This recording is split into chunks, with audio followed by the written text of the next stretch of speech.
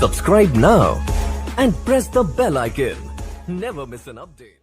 संत कबीरदास जी कहते थे, पोथी पढ़ी पढ़ी जगमुआ, पंडित भयानक कोई, ढाई अखर प्रेम का पढ़े सो पंडित होए।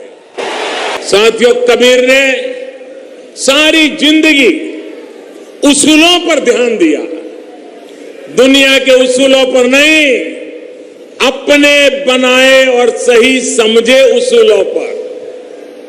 मगहर आने के पीछे भी तो यही तो वजह थी। संत कबीरदास जी ने तब के बादशाह को चुनौती दी थी और कबीरदास की चुनौती थी, डर की बात कहो दरवेशा, डर की बात कहो दरवेशा, बादशाह है कौन भैसा। कबीर ने कहा था, आदर्श शासक वही है जो जनता की पीड़ा को समझता हो और उसे दूर करने का प्रयास करता है।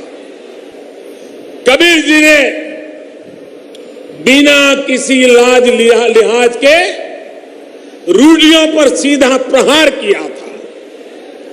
मनुष्य मनुष्य के बीच भेद करने वाली हर व्यवस्था को चुनौती दी थी। कबीर श्रमयोगी थे, कर्मयोगी थे। करीम ने कहा था, काल करे सो आज कर। कबीर काम में विश्वास रखते थे, अपने राम में विश्वास रखते थे। मानवता की रक्षा, विश्व बंधुत्व और परस्पर प्रेम के लिए कबीर की वाणी एक बहुत बड़ा सरल माध्यम है।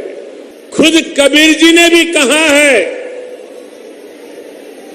तीरथ गए तो एक फल, तीरथ गए ते एक फल, संत मिले फल चार, सदगुरु मिले अनेक फल, कहे कबीर विचार।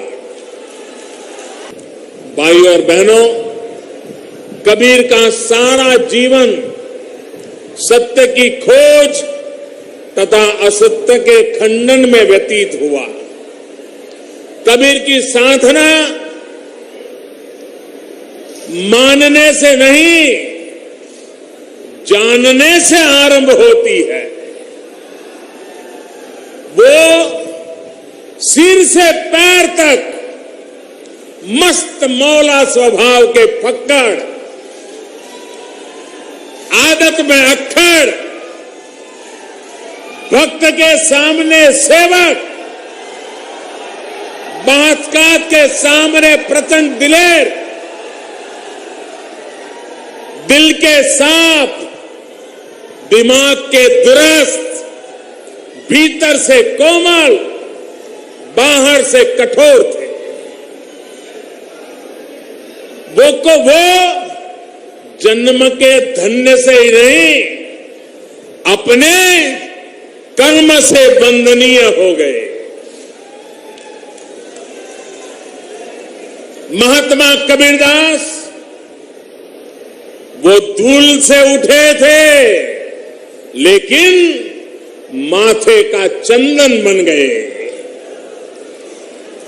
महात्मा कबीरदास व्यक्ति से अभिव्यक्ति हो गए और इससे भी आगे वो शब्द से शब्द ब्रह्म हो गए। समाज को सदियों से निरंतर दिशा दे रहे मार्गदर्शक, समभाव और समरसता के प्रतिबिंब महात्मा कबीर को उनकी ही निर्वाण भूमि से मैं एक बार फिर कोटि कोटि नमन करता हूं। ऐसा कहते हैं कि यहीं पर संत कबीर, गुरु नानक देव और बाबा गोरखनाथ जी ने एक साथ बैठ करके आध्यात्मिक चर्चा की थी।